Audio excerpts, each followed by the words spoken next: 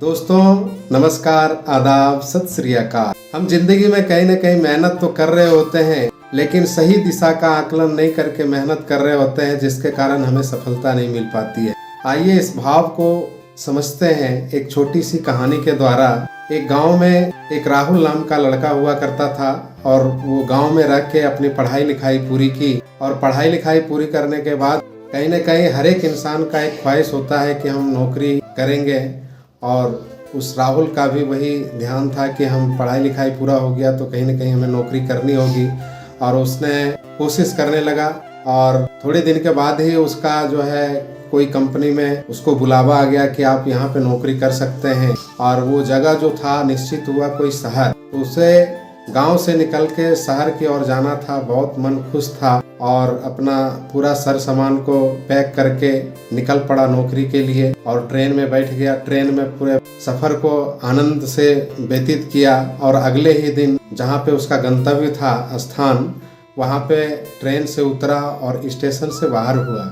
तो स्टेशन से बाहर होने के बाद वहाँ पे देखा कि बाहर एक ही ऑटो वाला खड़ा है। तो उसने फटाक से अपना पता निकाला और ऑटो वाला से पूछा कि भैया ये पता कहाँ पे है, आप बता सकते हो? तो ऑटो वाला भी बहुत ही खुश हो गया कि कहीं न कहीं आज हमें ग्राहक मिला है। तो बोला बाबूजी यहीं पे है, नज़दीक में है, 10 किलोमीटर की दूरी पे है, चलिए हम आपको वहाँ पे छोड़ देते हैं। बोला ठीक है, बताओ आप लोगे कितना? तो उन्होंने बताया कि हमें 200 रुपया दे देना बाबूजी, हम आपको पते पे पहुँचा देंगे। लेकिन राहुल ने क्या सोचा कि कहीं न कहीं हमसे ज़्यादा पैसा पूछ रहा है, और बोला नहीं तुम ज़्यादा पूछ रहे हो, हम आपको 100 रुपया देंगे, हमें पहुँचा दो पते पे। तो उसने बोला नहीं, 100 रुपया में तो हम नहीं जा सकते हैं, आप दूसरे कोई साधन को अपना के आप जा सकते हैं।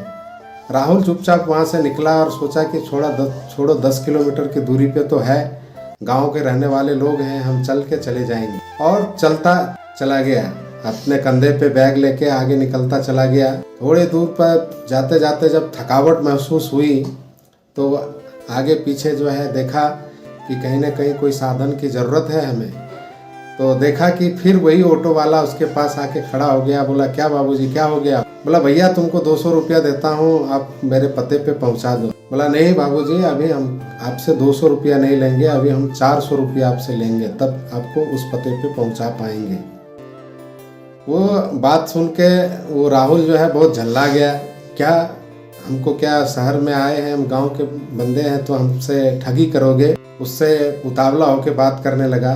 तो ऑटो वाला ही बड़ा ही विनम्र से बोला कि ऐसा नहीं है बाबूजी, आपको जिधर जाना था उसके उलट में आप चल दिए हो, और जो स्टेशन से 10 किलोमीटर की दूरी थी वो दूरी अभी 20 किलोमीटर हो गया, क्योंकि आपने स्टेशन से उल्टे जो आपका विपरीत दिशा था उस दिशा में आप जा रहे हो। और वहाँ से 10 किलोमीटर आपने रास्ता तो तय कर लिया, लेकिन फिर यहाँ से आपको उस पते पे जाना है तो आपको 20 किलोमीटर के रास्ता को तय करना पड़ेगा।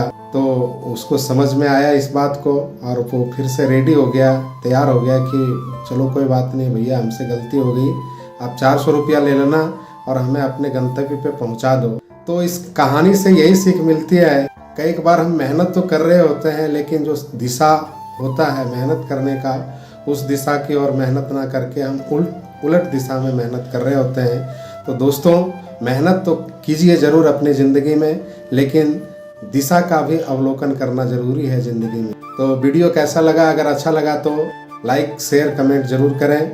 बहुत बहुत धन्यवाद।